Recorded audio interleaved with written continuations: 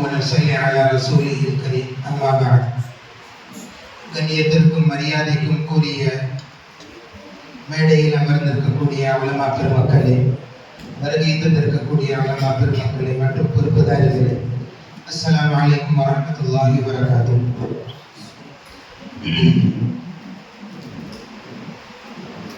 மார்க்க கல்வியினுடைய தீனி தாலிமின் போர்டு மார்க்க கல்வியினுடைய துறையாக இருக்கின்றது. இதனுடைய முக்கியத்துவம், இதனுடைய அவசியம், இதனுடைய செயல் திட்டம் எவ்வாறு செய்வது, இதை பற்றி தான் சுருக்கமான முறையில் பிரசன்டேஷன் மூலமாக உருவாக்கப்பட்டிருக்கின்றது. அல்ஹம்துலில்லாஹ், அல்லாஹ்வினுடைய பெரிய கிருபை, அல்லாஹ்வினுடைய பெரிய உபகாரம். அல்லாஹ் சுப்ஹானஹு வ தஆலா ஹஜ்ரத் ஈசா அலைஹிஸ்ஸலாமுக்கு பிறகு நபி அலைஹிஸ்ஸலாம் அவர்களுக்கு நுபுவத் கொடுக்க ஆரம்பிக்கும் போது, நபி அவர்களுக்கு நுபுவத் இறக்கப்பட்ட நாள் முதல், அதாவது கிட்டத்தட்ட ஈசா அலைஹிஸ்ஸலாம் அவர்களுக்கும் நபி அவர்களுக்கும் மத்தியில 576 ஆண்டுகள் வித்தியாசம் இருந்தது. 576 அல்லது 74 சொல்லி வரலாறு வருகின்றது. கிட்டத்தட்ட 600 ஆண்டுகள் வித்தியாசம் இருக்கின்றன. அந்த வித்தியாசத்துக்கு பிறகு அல்லாஹ் சுப்ஹானஹு வ தஆலா முதலாக ஆரம்பிக்கும் போது ஏராளமான குழப்பங்களும் ஏராளமான விஷயங்களும் மக்காவில் இருந்த போதும் கூட அல்லாஹ் இறக்கும் போது முதல் விஷயம் இக்ரா பிஸ்மி ரப்பிக்கல் லதீ கொண்டு ஆரம்பித்தார். முதல் வஹி இறங்கின்றது. எந்த அளவுக்கு முக்கியத்துவம் வாய்ந்ததாக இருந்தது, எந்த அளவுக்கு அவசியமும் வாய்ந்ததாக இருந்தது. அதற்கு பின்னால் கூட அல்லாஹ் இறக்கி வைத்த முதல் வசனமே இக்ரா பிஸ்மி ரப்பிக்கல் லதீ ஹலக். அதாவது படிப்பு சம்பந்தமான விஷயமும் மார்க்க கல்வியின் மார்க்க கல்வியினுடைய விஷயத்தை பற்றி அல்லாஹ் இறக்கி வைத்தார். இதன் மூலமாக தெரிகின்றது மார்க்க கல்வியினுடைய முக்கியத்துவம் எந்த அளவுக்கு இருக்கின்றது. மார்க்க கல்வியினுடைய அவசியம் எல்லாத்தை விட முக்கியத்துவம் வாய்ந்தது. ஏனென்றால் அல்லாஹ் சுப்ஹானஹு வ தஆலா கிட்டத்தட்ட 10 ஆண்டு வரைக்கும் எந்த கட்டளையும் இறக்கி வைக்கவில்லை. தொழுக சொல்லல, நோன்பு வைக்க சொல்லல, ஜகாத் கொடுக்க சொல்லல, ஹஜ் பண்ண சொல்லல. 10 ஆண்டு வரைக்கும், ஒரு ஆண்டு இல்லை, 2 ஆண்டு இல்லை, 10 ஆண்டு வரைக்கும் அவ்வாறே நடைபெற்றுக் கொண்டிருந்தது. 10 ஆண்டுக்கு பிறகுதான் தொழுகையினுடைய கட்டளை இறக்கி வைக்கப்பட்டது. அதுவரைக்கும் அதற்கு அர்த்தம் அவருடைய இல்லத்துல சஹாபாக்கள், ஈமான் ஏற்றுக்கொண்டு வந்த சஹாபாக்களை அமரச் செய்து அவர்களுக்கு மார்க்க கல்வியினுடைய முக்கியத்துவத்தை கற்றுக் கொடுக்கக்கூடியவர்களாக, மார்க்க கல்வியை கற்றுக் கொடுக்கக்கூடியவர்களாக இருந்தார். எல்லா விஷயம் நாம மக்காவினுடைய சூரத்துகள் சொல்லி எடுத்து பார்த்தோம் என்றால் அதில் எல்லா விஷயங்களும் பார்த்தோம் என்றால் ஈமான் விஷயம், அல்லாஹ்வினுடைய நம்பிக்கைக்குரிய விஷயம், அதாவது கல்வியின் அந்த அடிப்படையான பேசிக்காக இருக்கக்கூடிய எஜுகேஷன் பற்றி தான் சொல்லப்பட்டது. ஆகிரத்தை பற்றி, மறுமையை பற்றி, அல்லாஹ்வினுடைய நம்பிக்கை பற்றி, ஈமானை பற்றி இதெல்லாம் தான் கூறப்பட்டது. இதெல்லாம் அந்த சூரத்தில் இருக்கு. ஆனால் சூரா பக்ராவில் தான் எல்லா விதமான கட்டளைகளும் இறக்கப்பட்டிருக்கு. அது மதீனாவில் இருந்த சூரத்தாக இருக்கின்றது. இதன் மூலமாக தெரியக்கூடிய விஷயமும் மார்க்க கல்வியினுடைய முக்கியத்துவம் எந்த அளவுக்கு இருந்தது என்பதையும் இந்த விஷயத்தை கொண்டு தெரிகிறது. இது மட்டுமல்ல, நபி அலைஹிஸ்ஸலாம் அவர்கள் இதர சென்று மதீனாவுக்கு சென்றார்கள். மதீனாவுக்கு சென்ற பிறகு முதலாக செய்த காரியங்களில் ஒன்று மஸ்ஜித் நபியை கட்ட செய்தார்கள். பிறகு சர்வே எடுக்கப்பட்டது. அந்த மதீனாவினுடைய பள்ளியிலே முன்னால திண்ணை உருவாக்கினார்கள். சுஃபா என்கின்ற திண்ணை உருவாக்கப்பட்டது. திண்ணையில மக்தபும் மதரசாவும் நடைபெற்றுக் கொண்டது. முழு நேர மதரசாவும் நடைபெற்றுக் கொண்டிருந்தது. சொற்ப நேரம் நடக்கக்கூடிய, சொற்ப காலம் நடக்கக்கூடிய, அதாவது சில நேரங்கள் நடக்கக்கூடிய மக்தபும் நடைபெற்றுக் கொண்டிருந்தது. இதன் மூலமாகவும் மக்தபினுடைய மார்க்க கல்வியினுடைய முக்கியத்துவம் விளங்கக்கூடியதாக இருக்கு. ஏன் மார்க்க கல்வியினுடைய முக்கியத்துவம் இந்த அளவுக்கு அவசியம் அப்படி என்றால், ஒரு முஸ்லிம் அதாவது 15 வயது பாலிகாகின்றான் என்றால், நாளைக்கு இன்னைக்கு நைட் அவனுக்கு 15 வயது ஆகிவிட்டது, நாளைக்கு பாலிகாகி விடுகின்றான், வயதுக்கு வந்து விட்டால் என்றால் அவன் மீது தொழுகை கடமை, நோன்பு கடமை, செல்வந்தராய்த்தால் ஜகாத்து கடமை, அவன் வியாபாரம் செய்து கொண்டிருந்தால் வியாபாரத்தினுடைய கட்டளை நிறைவேற்றுவது அவன் மீது கடமையாக இருக்கின்றது. இது எல்லா கடமையும் ஒரே நேரத்தில் அவன் மீது பரலாகி விடுகிறது. இதை பற்றி தெரியாமல் அந்த மனிதன் எவ்வாறு அதன் மீது செயல்படுவான்?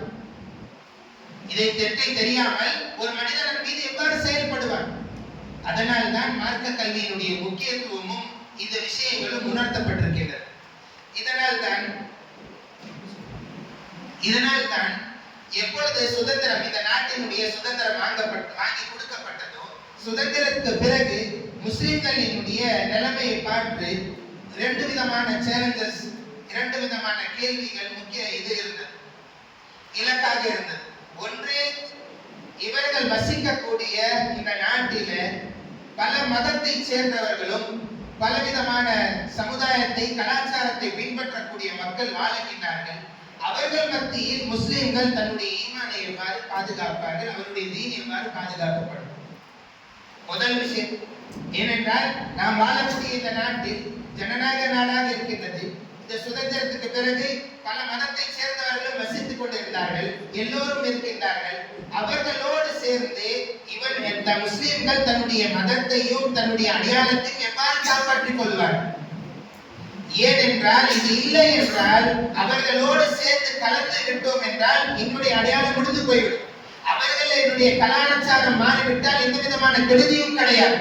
ஆனால் நம்முடைய கலாச்சாரம் மாறிவிட்டது, நம்முடைய அடையாளம் மாறிவிட்டது என்றால் நம்முடைய நாளை வெற்றி கேள்விக்குறியா மாறிவிடும்.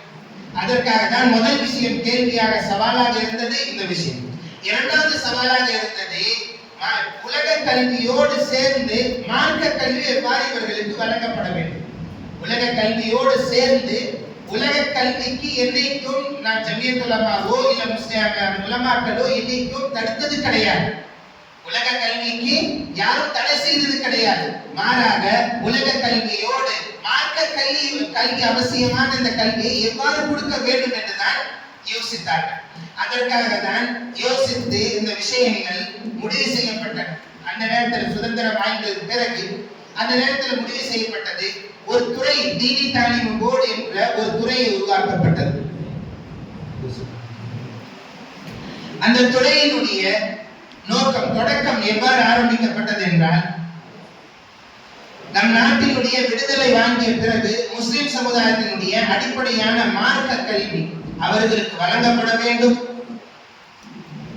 மொத்த சமுதாயத்தினுடைய மற்றும் சமுதாயத்தினுடைய பொறுப்புதாரிகளாக இருக்கக்கூடியவர்களும் அவர்கள் பிள்ளைகளுடைய பொறுப்பில் இருக்கக்கூடிய பெற்றோர்களும் அவர்கள் மத்தியில மார்க்க கல்வியினுடைய கவலையை உண்டாக்குவது. அதற்கு பிறகு அந்த மார்க்க கல்வியோடு சேர்ந்து இந்த குழந்தைகள் இடத்துல அவசியமான மார்க்கத்தை கொண்டு போய் சேர்க்கணும். அதற்காக தான் தீனி தாலீம் போர்டு என்கின்ற இந்த துறையை உருவாக்கப்பட்டது. தீனி தாலீம் போர்டு என்கின்ற துறையை உருவாக்கப்பட்ட நோக்கம் இதுதான். பிறகு இதனுடைய நோக்கங்கள், தீனி தாலீம் போர்டு உருவாக்கப்பட்ட நோக்கம், இதனுடைய தொடக்கம் எவ்வாறு என்றால், சுதந்திரத்துக்கு பிறகு மார்க்க கல்வியை பிள்ளைகள் இடத்தில் கொண்டு போய் சேர்க்கணும். அவர்களுடைய பெற்றோர்கள் பொறுப்புதாரிகள் கவலை உண்டாக்க வேண்டும். அதே போன்று அவர்கள் மத்தியில தீனுடைய கல்வியை சேர்ப்பதற்காக தீனி தாலீம் போர்டு உருவாக்கப்பட்டது. அதற்கு பிறகு இருக்கின்றது நோக்கங்கள். இந்த நோக்கத்தில் இருக்கக்கூடியது, இந்த துறையை உருவாக்குவதின் நோக்கம் என்னவென்றால், 100% பிள்ளைகள் மக்தபோடு இணைப்பது. 100% பிள்ளைகளை மக்தபோடு இணைப்பது. இரண்டாவது, வசிக்கக்கூடிய நம் நாட்டில் வசிக்கக்கூடிய எல்லா இடத்திலும் தீனுடைய கல்வியை போய் சேருவது. மூன்றாவது, பிள்ளைகள் ஸ்கூல் பள்ளிக்கூடத்திலும் காலேஜிலும் படிக்கக்கூடிய மாணவர்கள் அவர்கள் மத்தியில அவர்களுக்கும் குர்ஆன் ஹதீஸ் அடிப்படை விஷயங்கள் போய் சேருவது. அதே போன்று மார்க்க கல்வியை ஆண்கள் பெண்கள் எல்லா சமுதாயத்தை சேர்ந்தவர்கள் எல்லா தரப்பு மக்களிடத்திலும் மார்க்க கல்வி போய் சேர வேண்டும். இந்த 4 விஷயங்களை முன்வைத்துதான், இந்த நோக்கத்தோடு தான் இந்த தீனி தாலீம் போர்டு துறை உருவாக்கப்பட்டது. மார்க்க கல்வியினுடைய முக்கியத்துவம் குர்ஆன் ஹதீஸினுடைய வெளிச்சத்துல சொல்றாங்க. முன்னாலேயும் கூறப்பட்டது, பிறகும் ஹதீஸ் கொண்டு வரப்பட்டிருக்கின்றது. தலபுல் இல்மி ஃபரீதத்துன் அலா குல்லி முஸ்லிம். ஒவ்வொரு ஆண் பெண்ணின் மீதும் அவசியமான மார்க்க கல்வி கற்பது அவசியமாக இருக்கக்கூடிய விஷயம். இப்ப அந்த அவசியமான விஷயங்கள் 2ஆக இருக்கின்றன. ஒன்று ஃபர்ல ஐன், அவசியமான ஒன்று. இரண்டாவது ஃபர்ல கிஃபாயா. எவ்வாறு ஃபர்ல ஐன் தொழுகை ஃபர்லோ, நோன்பு எல்லா முஸ்லிம்கள் மீதும் ஃபர்லாக இருக்கின்றதோ, அதே போன்றுதான் இந்த மார்க்க கல்வியில இரண்டு வகையாக இருக்கின்றன. ஒன்று பரல ஐனாக இருக்கக்கூடிய அவசியமான ஒன்று, எல்லாத்தின் மீதும் கட்டாய கடமையாக இருக்கின்றது. இரண்டாவது பரல கிஃபாயாவாக இருக்கின்றது, சிலர் செய்துவிட்டால் போதுமானது. எவ்வாறு ஜனாசா தொழுகை எல்லாத்தின் மீதும் பர்லு கிடையாதோ, எவ்வாறு மற்ற இபாதத்துகள் எல்லாத்திலும் நபிலான விஷயங்கள் அவசியம் இல்லையோ, அதே போன்றுதான் மதரசால முழுசா ஆலிம் ஆவதும் சரி, ஹாஃபிஸ் ஆவதும் சரி, இது பர்ல கிஃபாயாவாக இருக்கின்றது, அவசியம் கிடையாது எல்லாத்தின் மீது. ஒரு சிலர் ஊரில் செய்துவிட்டால் போதுமானது. ஆனால் எல்லோரு முஸ்லிம்களும் அவர்கள் அடிப்படையான மார்க்க கல்வியை தெரிந்திருப்பது அவர்கள் மீது பர்ல கிஃபாயாக இருக்கின்றது, அவசியமாக இருக்கக்கூடிய ஒன்றாக இருக்கின்றது. இந்த அவசியம் நமக்கு விளங்குகின்றது. இப்பொழுது பார்த்தோம் என்றால் முஸ்லிம்களில் இருக்கக்கூடியவர்கள் இரண்டு வகையாக இருக்கின்றார்கள். முஸ்லிம்களில் இரண்டு வகையை சேர்ந்தவர்கள். ஒன்று பரம்பரையாக முஸ்லிம்களாக இருக்கின்றார்கள், இன்னொன்று ஆழமாக தெரிந்த பிறகு அறிந்த பிறகு முஸ்லிமாக இருக்கக்கூடியவர்கள். இரண்டு முஸ்லிம்களில் இரண்டு பிரிவாக இருக்கின்றார்கள். ஒன்று பரம்பரை முஸ்லிமாக இருக்கின்றார்கள், இன்னொருவர் அவர்கள் ஆழமாக தெரிந்த பிறகு முஸ்லிமாக இருக்கக்கூடியவர், அறிந்த பிறகு. பரம்பரை முஸ்லிமாக இருக்கக்கூடியவர்கள் அவர்களுக்கு எந்த விதமான நஷ்டமும் தெரிகிறது இல்லை, தீனுடைய எந்த விதமான அதற்காக தியாகமும் செய்தது கிடையாது, அதற்காக எந்த புரிதலும் கிடையாது, மார்க்க கல்வியும் இல்லை, பரம்பரையாக இருப்பதன் காரணமாக அவசியமும் விளங்கவில்லை, அதற்காக எந்த விதமான முயற்சியும் செய்யவில்லை. இதன் காரணமாக அவர்கள் இஸ்லாத்தை விட்டு எந்த விதமான இதுவும் இல்லாமல் வெளியேறி செல்கிறார்கள். அவசியம் விளங்கல. பல ஏராளமான சம்பவங்கள் இருக்கின்றன.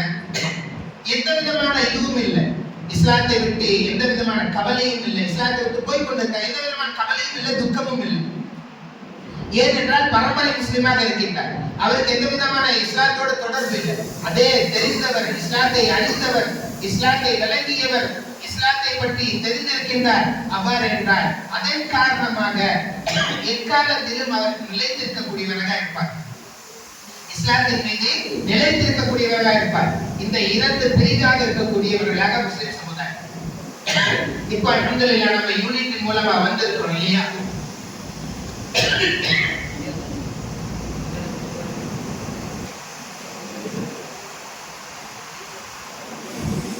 நம்ம யூனிட்டின் மூலமா வந்திருக்கோம். அந்த யூனிட்ல நம்ம முஹல்லால இருக்கக்கூடியவர்கள், இப்ப முஹல்லால நம்ம எடுத்து பார்த்தோம் அப்படின்னா இந்த மாதிரி தான் இரண்டு தரத்தை சேர்ந்த முஸ்லிம்களாக இருப்பார்கள்.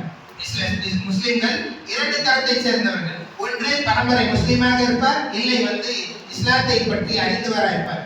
இப்போ பரம்பரை முஸ்லிம்களினுடைய எண்ணிக்கை தான் அதிகம், பரம்பரை முஸ்லிம்களினுடைய எண்ணிக்கை தான் அதிகம். எந்த விதமான தொடர்பும் இல்லை இஸ்லாத்தை பற்றி.